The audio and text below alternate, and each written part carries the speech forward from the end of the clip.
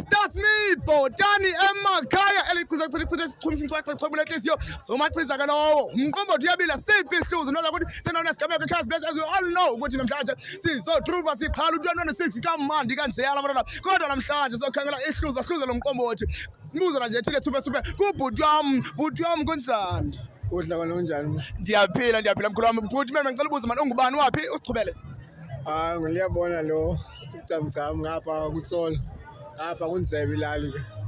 Okay ndiyabulela bhuti. Okay mkhulu wami bengicela usichubele kancinci manje wena bhuti senje nxa sithi siyakufuna okanye nxa sifuna ukwazi wena bhuti ungubani senze ukuthi waziwa ngantoni kahle apho kuTsolo okanye kunzebe. Ngathi kona udumanga bhuti yabona kona uhlala lapha kuTsolo manje ndisiza nje kodwa apho ndikhona Cape Town. Kona endume ngayo qha ngumjida nje ozipholeyo nje kamnandi akho entbiziyo. Okay ndiyabulela waziwa ngophola nje. Andazwa ngophola ndizipholele nje mina ngokwami ondazi into ngalo ndlela ndazi ngayo. Okay ndiyabulela kakhulu bhuti. Okay bhuti manje ngicela nje ubuza nje imibuzo yami ke imbalwana nje sithi thuphe nje kanti bhuti wami uyabona masibe sisuka ku-2025 bhuti ne singena ku-2026 ne bengicela ngichubele kabanzi ukuthi wena kahle kulo 2025 mkhulu wasesingenile phofu kulo 2026 manje ndithi namna yintoni eyenzileyo wena kulo 25 ebambekayo uthi eliphupho lifezekile okanye lento uyi-achievile kulo 2025. Akononi ngathi ndi-achievile ngako kodwa ke ziyenzeke zonzame nginazama kona kona unyaka bengemhleka ngoqala kwawo na ukuphila kwawo bengamhlanga kodwa ke zikhona inzalo ngathi ndizenzile mna enkomba mhlawumbe ndiyazibona noba ndingangaziboni nina yabo. Okay ndiyabulela kakhulu bhuti. So as we know sithi singenile mos u-2026 ne siku-2026 ne but yintoni wena iphupho lakho okanye ufuna lifezeke into ofuna uyenza ifezeke kulo 2026.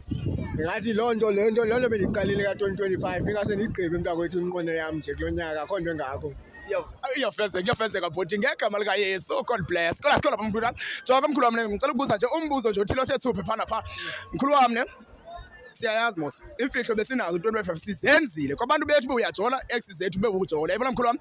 So bengicela nje usiqhaqhele nje ilixa nje usethule nje umthwala emagxeni wenze ntoni ku-ex yakho nje uyoyikhulula nje umoya nje wena wenze ntoni ku-ex yakho 2025.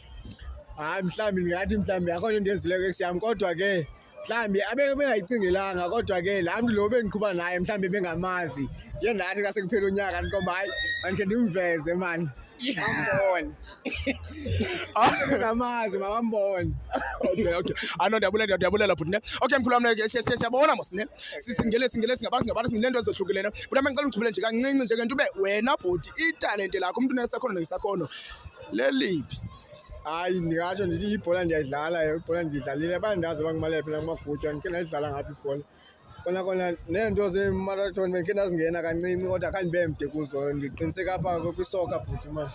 Okay bhuti ne. So mkhulu wami ngicela siye kule nto ke ngoku sipha amagama abantu abasibukeleyo namhlanje ne ukuthi wena mkhulu wami ne umuntu elingafezekayo iphupho lakho lika-2025 okanye befuna ufezekisa iphupho lifezekileyo makenze ntoni impingcebiso ube yena makenze ntoni ukuze afezekile iphupho lakhe okanye umthini yena.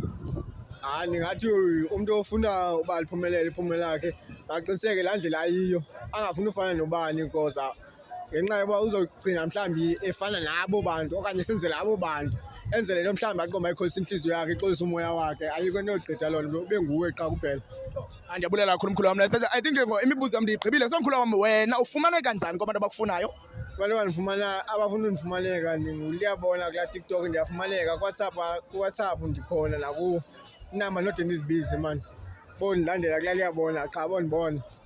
Hayi bhuti ndiyabulela kakhulu madoda no. Enye into lesinxibo zisiqhelile basiqhelile phaa kuTikTok ubuya mlandela TikTok wam zasibona.